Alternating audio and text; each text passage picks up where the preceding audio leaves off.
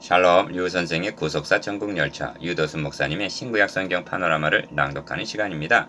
지금은 에스겔 파노라마 4장입니다. 포위당하고 포로될 행위 계시. 요절은 6절. 그 수가 차거든 너는 우편으로 누워 유다 족속의 죄악을 담당하라.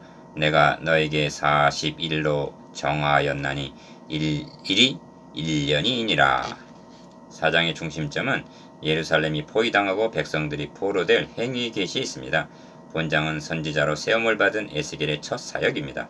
그런데 선지자의 사역이 말씀으로 시작하는 것이 아니라 행위 계시 즉 행동으로 시작되고 있다는 것은 시사해 주는 바가 크다 하겠습니다.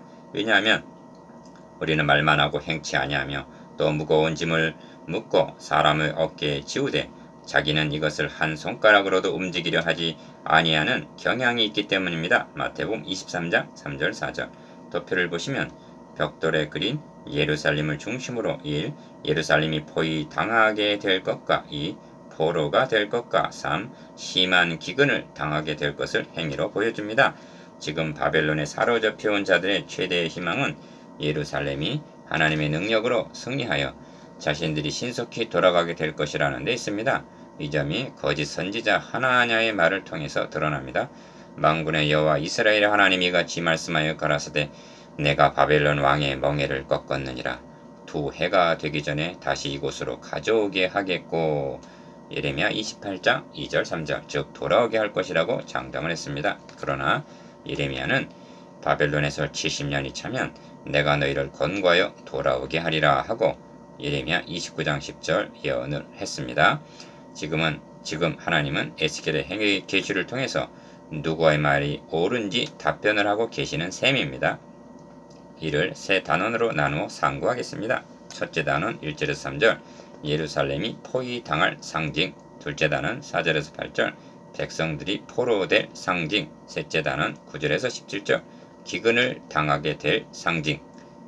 첫째 단원 1절에서 3절 예루살렘이 포위당할 상징. 이것이 이스라엘 족속에게 징조가 되리라. 3절 하반절 1.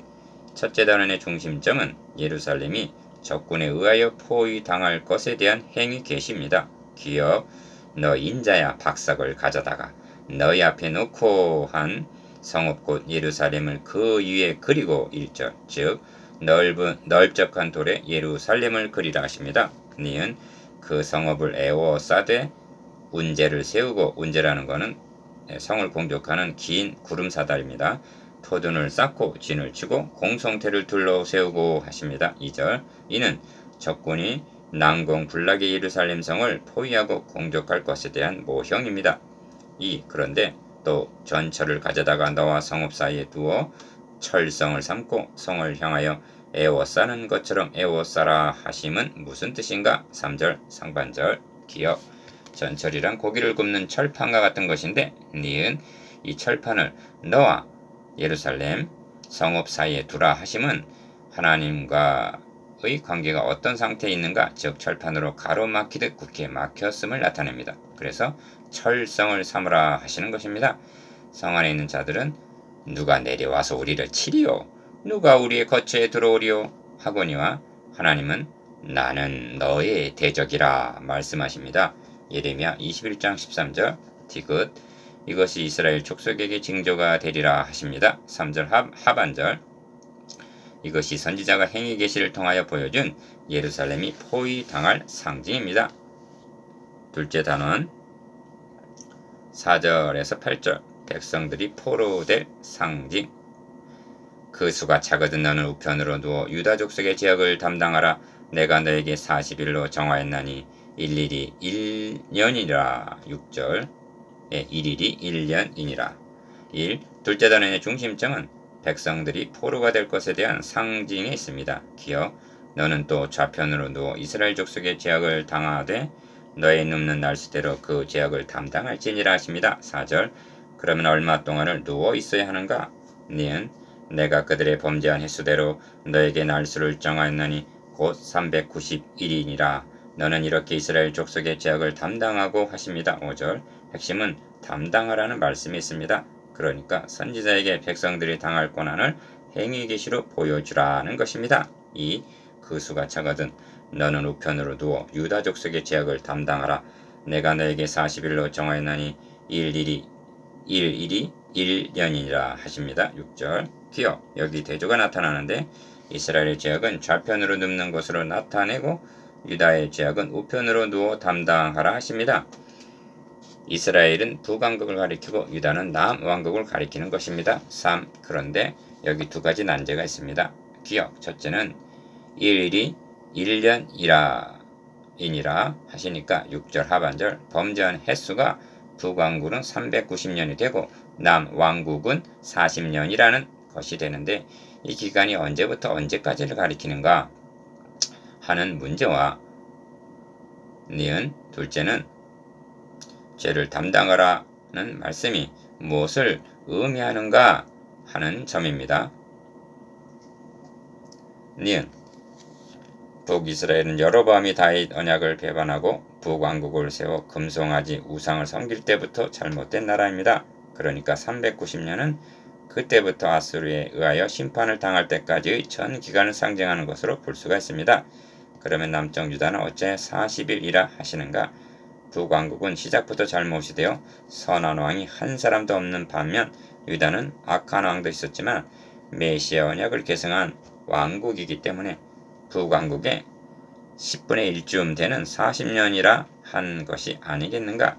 어떻든 390 더하기 40은 430년 애굽에서 종살이를 한 기간과 일치합니다. 출애굽기 12장 40절. 그들의 범죄한 횟수대로 1. 다음은 죄악을 담당하라는 의미입니다. 이 행위 계시는 이스라엘 백성들이 포로가 될 것이 상징임이 분명합니다. 그런데 어찌하여 선지자에게 4번이나 죄악을 담당하라 말씀하시는가? 4절, 4절, 5절, 6절. 이 점에서 에스겔이 제사장이라는 1장 3절 그러한 점을 유념해야만 합니다. 제사장의 임무가 무엇인가? 여호와께서 아론에게 이르시되 너와 너의 아들들과 너의 종족은 성소에 대한 죄를 함께 담당할 것이요 너와 너의 아들들은 너희가 그 제사장 직분에 대한 죄를 함께 담당할 것이니라 하십니다. 민수기 18장 1절, 출애굽기 28장 38절. 이렇게 말씀하는 구약의 제사장들은 그리스도께서 장래 좋은 일의 대제사장으로 오사 염소와 송아지의 피로 아니하고 오직 자기 피로 영원한 속죄를 이루사 단번에 히브리서 9장 11절 12절 우리 죄를 담당하실 것에 대한 예표라는 점입니다. 3절에서 또 전처를 가져다가 너와 성읍 사이에 두어 철성을 삼고 한 경우는 선지자가 하나님의 대리자로 등장하는데 백성들의 죄를 담당하라는 4절 5절 6절 경우에서는 백성들의 죄를 대신하여 고난을 당하실 그리스도의 표로 등장한다는 말씀입니다. 3. 너는 또 애워싼 예루살렘을 향하여 팔을 벗어 메고 이어내라. 내가 줄로 너를 동일이니 너가 애워싸는 날이 맞도록 몸을 이리저리 돌리지 못하리라 합니다. 7절 8절. 몸을 결박당한 채 움직이지도 못하고 440일을 누워 있어야 할 고통을 생각해 보십시오. 여기서 우리의 질고를 지고 우리의 슬픔을 대신 당하고 있는 고난의 종의 모습이 더욱 선명하게 부각이 됩니다. 그리고 이 말씀이 우리에게는 말씀을 맡은 자들이란 성도들의 죄악까지를 대신 담당하는 심정으로 임해야 한다는 점을 깨우침을 받습니다. 성경은 말씀합니다. 너를 인도하는 자들에게 순종하고 복종하라. 저희는 너희 영혼을 위하여 경성하기를 자기가 회개할 자인 것 같이 하느니라. 저희로 하여금 즐거움으로 이것을 하게 하고 근심으로 하게 말라. 그렇지 않으면 너에게 유익이 없느니라. 히브리서 13장 17절. 이것이 백성들이 포로가 될 상징입니다. 셋째 단은 9절에서 17절. 기근을 당하게 될 상징. 여호와께서 또 가라사대 내가 열국으로 쫓아 흩을 이스라엘 자손이 거기서 이와 같이 부정한 떡을 먹으리라 하시기로 13절 1. 셋째 단의 중심점은 포로된 자들이 당하게 될 기근에 있습니다. 기억.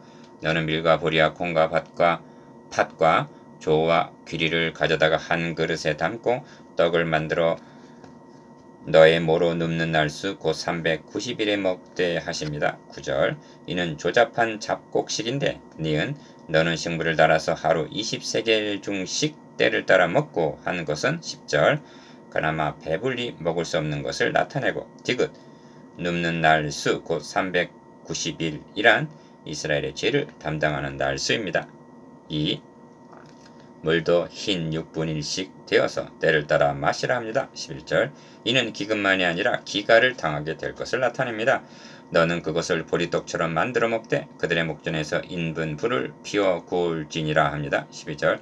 왜 이렇게 하라 하시는가? 여호와께서 또 가라사대 내가 열국으로 쫓아 흩을 이스라엘 자손이 거기서 이와 같이 부정한 떡을 먹으리라 하십니다. 3.